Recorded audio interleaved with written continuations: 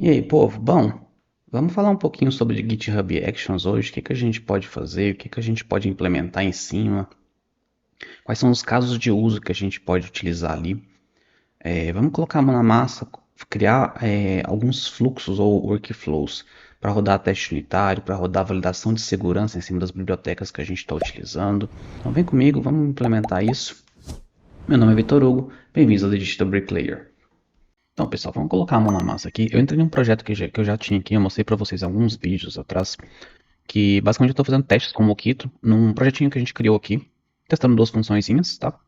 Então, basicamente eu estou nesse projeto. Eu vou entrar aqui no GitHub Actions, tá? Que é o tópico do assunto de hoje. E aqui vocês podem ver uma série de configurações para rodar GitHub Actions. O que que a gente vai começar fazendo? Eu quero pegar esses testes que eu já criei anteriormente e colocar eles para rodar toda vez que eu fizer push nas branches, tá?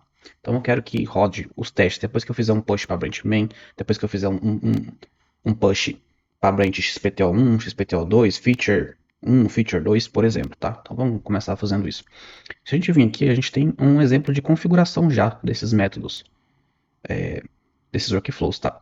Isso aqui tem que ser criado ou você cria aqui dentro do próprio GitHub, ou você faz o IntelliJ. Eu vou para o IntelliJ porque eu quero mostrar mais algumas coisas, tá bom?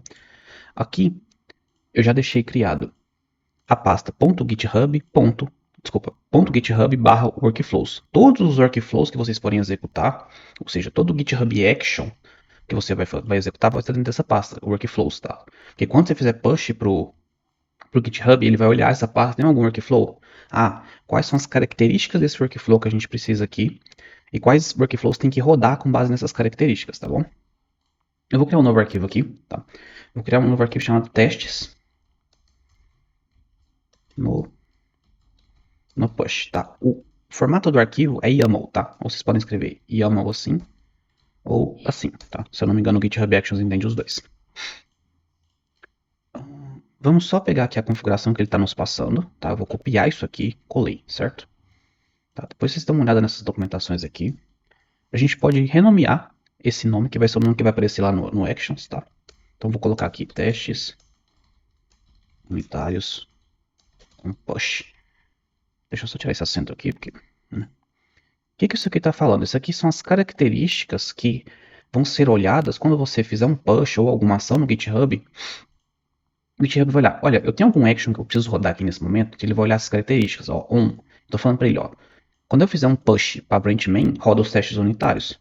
Tá, isso aqui, tá vendo que isso aqui é uma array, então a gente consegue passar mais informação aqui. A gente pode, por exemplo, passar feature 1, por exemplo, feature 2, tá? E outra característica que a gente está passando aqui é, quando a gente fizer um pull request para branch main, também quero que rode os testes unitários. Ah, mas por que disso? Tá?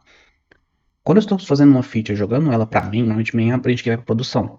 Então a gente quer que os cenários que a gente já criou testes unitários, que estão testados ali, que estão validando se a gente não quebrou nada no código que já existia antes, sejam executados na subprodução. Vocês não querem descobrir que deu problema quando chegar em produção, vocês querem antecipar isso. Quanto menos impacto vocês conseguirem causar em produção, impacto negativo, melhor, tá? Então pensa, subiu uma feature, não rodei os testes unitários ali, chegou em produção, um cadastro, sei lá, de livro não está funcionando. E é uma funcionalidade que é core do seu negócio. O seu usuário vai perceber aquilo. E isso vai causando problemas com a marca do seu negócio. Ah, o sistema nunca funciona. E toda aquela lenga-lenga, tá? Então, quanto mais a gente conseguir subir as coisas testadas e validadas em produção, melhor, tá? De novo, teste não garante que não vai dar problema em produção, gente. Testes garantem que para aqueles cenários que a gente conhece, tá validado, tá bom? Então, voltando aqui ao assunto. Aqui eu estou criando os jobs, tá? Então aqui a gente pode ter mais de um job, por exemplo, eu estou criando um job aqui que chama build, tá? Eu estou criando um job aqui que vai ser rodado no Ubuntu, tá? Quais são os passos desse job, tá? Então aqui ele está usando esse checkout v3, que é do GitHub Actions, tá? E estou falando que eu vou executar esse actions também do setup Java, tá? Aonde? Qual que é a imagem que eu vou executar isso, tá? Eu vou executar numa imagem de Java 11, porque o meu projeto é de Java 11, então isso aqui é uma coisa que vocês têm que notarem, tá? Na distribuição do Temurim. E a imagem que vai ser utilizada vai ser do Maven, tá bom? Eu não quero executar esse comando todo aqui, tá? Eu quero só executar mvn test, porque eu quero fazer algo similar a isso aqui, ó. eu executei um event teste na minha máquina, tá? Então ele vai executar todos os testes que ele conseguir encontrar no ClassPath, tá bom? Eu tenho 2 testes aqui, que são os testes que eu tinha feito anteriormente. Deixa eu minimizar isso aqui, ó. São 2 testes. Esse deve salvar no banco e deve realizar a alteração com sucesso, tá bom? E é basicamente isso que eu estou dizendo para ele. Então,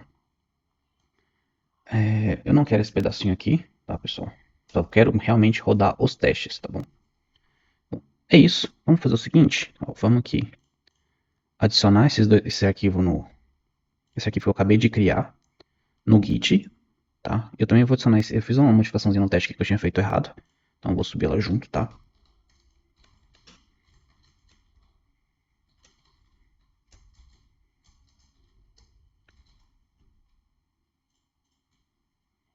Vou comentar isso aqui pro repositório, tá bom? E lembra que todo push que eu fizer para branch main ele vai executar. Isso começa a valer a partir de agora. Vamos só vir aqui no meu repositório. Eu não vou salvar isso aqui porque eu já fiz o fluxo do outro lado, tá? Ó, lembra que eu fiz um push, certo? Para minha branch. E mandei executar os testes. Então vamos ver se ele realmente está executando. Ele está buildando com o Maven, tá? Ele vai ter que baixar as dependências, porque ele não tem essas dependências naquele container. Então ele tem que baixar tudo de novo. Tá? E depois que ele baixar as dependências, ele vai rodar os testes, tá bom? Então vamos só esperar aqui ele baixar esses arquivos aqui, porque é muita coisa. Ó, passou o build, tá? Build with Maven, vamos dar uma olhadinha aqui. Ó, rodou os testes, tá? Para rodar os testes ele teve que baixar todas as dependências que a gente tem cadastrada, tá bom? Só pegar a parte dos testes aqui. Deixa eu... Tudo de log, meu pai.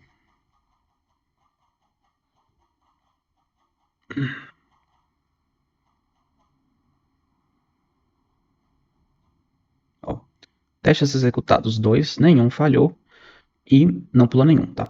Caso algum teste falhe, esse build aqui ele também vai quebrar, tá bom? Porque o MVN teste ele vai sinalizar para o GitHub Actions que, olha, não deu bom não, mano. Tem alguma coisa quebrada aqui, algum teste quebrou, tá? Então, pessoal, o que eu fiz aqui também? Eu adicionei um novo GitHub Actions para validar caso a gente tenha alguma biblioteca que esteja com um problema de vulnerabilidade. Porque conforme a gente vai trabalhando, a gente vai adicionando bibliotecas dentro do nosso projeto. E é sempre bom a gente estar checando se está com esse tipo de problema ou não, tá bom? Vamos fazer o seguinte. Eu já adicionei a biblioteca aqui no projeto, tá bom? Ela tá rodando para todo pull request que a gente fazer, ok? E ela tá rodando num container Ubuntu, tá bom? O que eu fiz aqui também? Aqui no POM, eu vou adicionar uma série de bibliotecas que estejam com problemas, tá? Aqui eu já fiz a do Postgres. Vamos vir aqui no Maven Repository, tá? Vamos ver se do Jupyter tem alguma. Não, vamos fazer o seguinte. Vamos pegar, sei lá, uma lib de JSON, por exemplo. Ó, chovendo de vulnerabilidade aqui. Vamos pegar essa aqui, por exemplo. Vamos adicionar ela também. Quando a gente fizer push aqui,